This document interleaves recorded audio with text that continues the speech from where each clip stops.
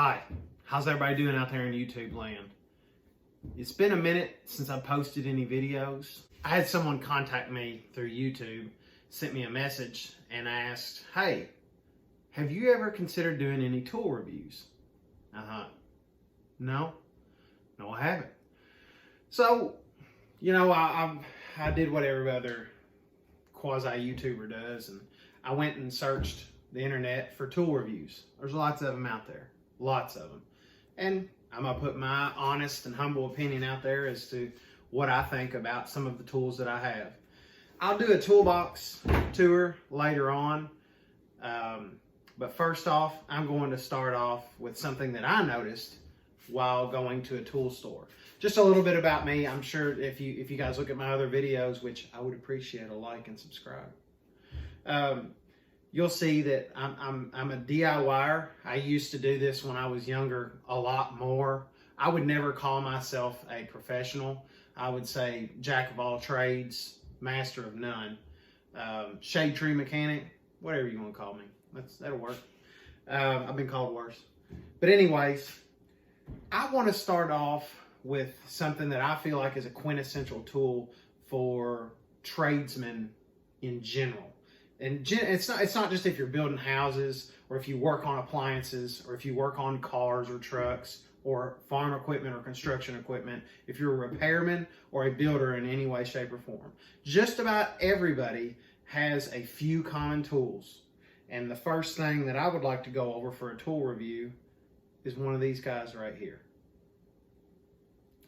This is a 3/8 inch standard length ratchet. So, as you guys can see, this is a Craftsman.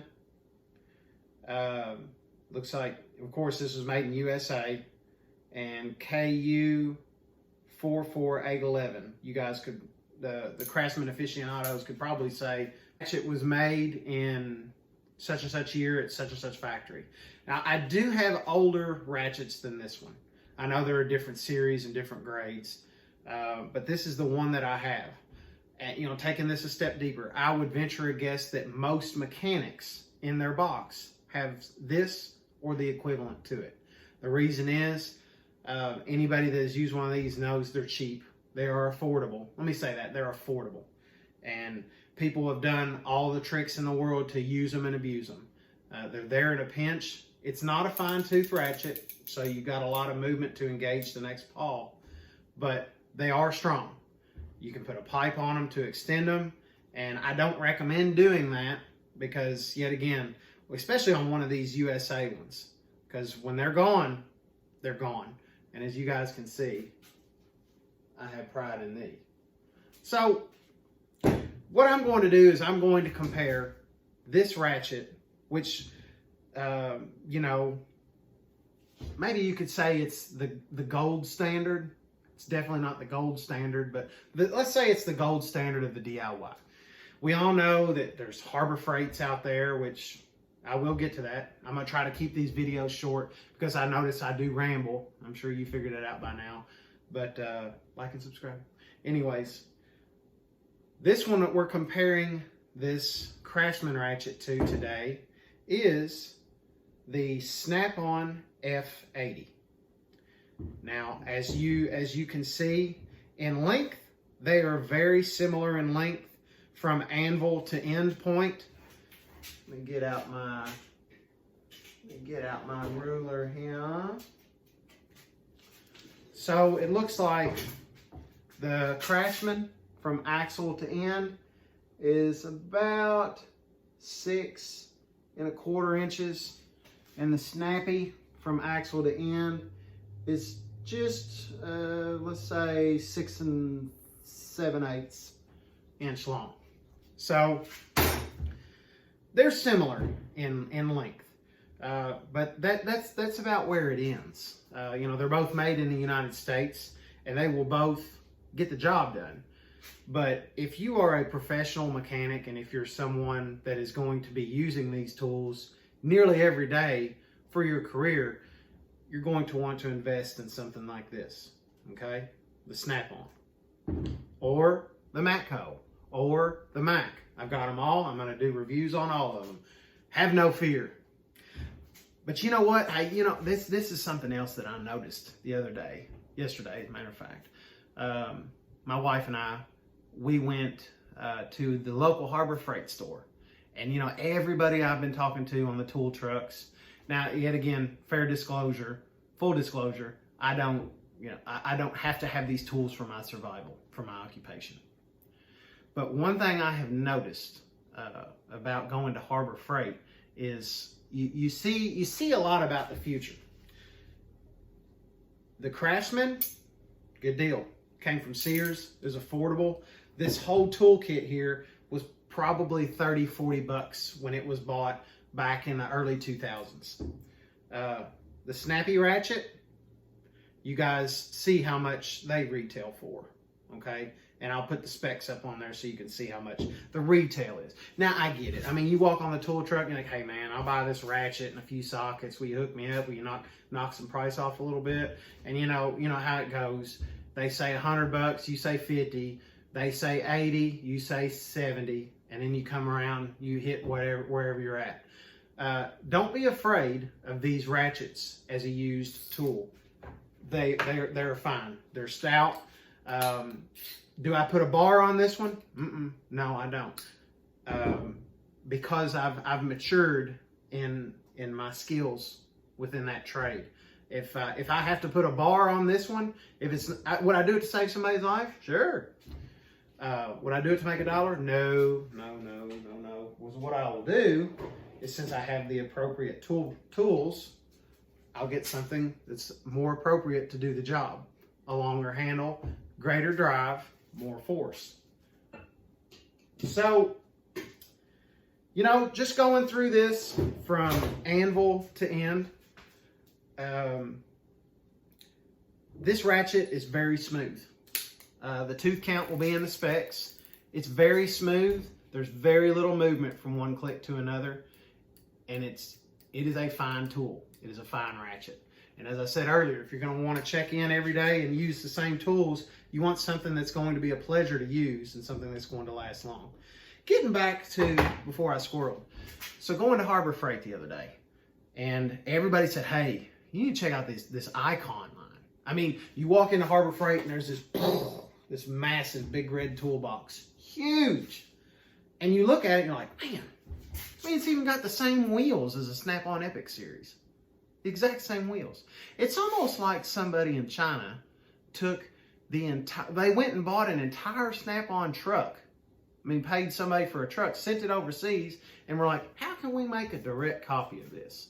But I will tell you this. If you're a tool professional, if you're a professional that needs tools, whether you're in construction, whether you're in manufacturing, whether you're in repair, auto repair, construction equipment repair, agriculture equipment repair, in agribusiness, some way, shape, or form, and you want to find a ratchet, the cornerstone tool that you're going to be using a lot over the next 20, 25, 27, 35 years, however long your career is going to be, and you see this for $100+, or you see this for their price here, what would you choose? Now keep in mind, I get it that the Snap-on products, the Matco products, the Mac products, the Cornwell products, the Proto products, you guys see a common theme here. They're all made within the United States. Most of them are made within the heartland. It's not like they're made way out west in California or Texas, Ohio, Milwaukee, places like that. They're made in America by Americans. To people that usually have these trades, it's heartbreaking to see that, man, all our manufacturing jobs are disappearing, one right after another. And I prefer to purchase American products, if at all costs. And it gets harder and harder every single day, because you see caveats with that, and we'll get into that with some later ratchets. That tag phrase, made in America with global components, globally sourced components. So just something to consider. American manufacturing versus a truly American product. American manufacturing or American assembly. Let me put it that way. So this guy here comes from a different time. The Craftsman ratchet comes from a different time when mauls were big in American society, and if you had a Craftsman ratchet, you could just about guarantee that that came from a Sears. Just about guarantee, unless you bought it used. And you know, back in when I was growing up in the 90s and in the early 2000s, my dad did the same thing that most dads did. They went to the mall while my mom shopped in housewares and clothes. Me and my dad went to the hardware section and saw what kind of awesome tools they had, what kind of tools that we could get. Stuff that was actually affordable. For instance, let me grab one here. An extension, 6-inch extension, 3-inch extension, or if you want to go even bigger, got this bad boy here.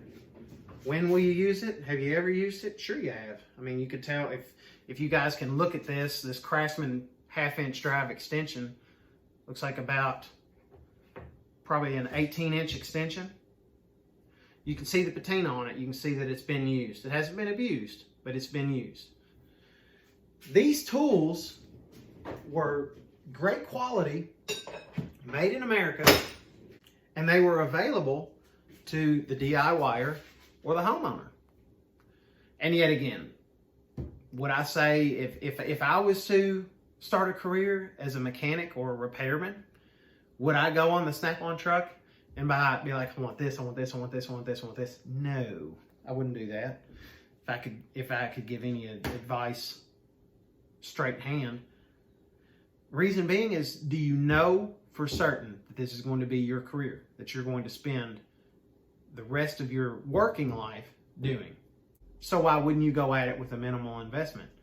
Aha. There's where Pittsburgh or Harbor Freight or Icon comes into play. They're filling that niche market. And yet again, I have to say, I have some conviction. Because when I went to Harbor Freight and I held that Icon, I'm like, it feels good. It's got good balance. It's got good weight to it. It's just as smooth, if not smoother, than a Snap-on. And here's the kicker. It has a lifetime warranty. Now, anybody in here, please comment below. My Snap-on rep's a pretty good guy. If he got the inkling that he was getting played, he's probably not going to warranty your stuff. Like for instance, if you took a 3/8-inch ratchet and put a 6-foot pipe on it and somehow got a 2-inch socket on it to bust a big bolt loose or something like that, and it ended up tearing the ratchet up or twisting the anvil off, you're probably not going to get that warranty. But hey, I'm sure a good tool rep knows when a tool is being used versus when it's being abused.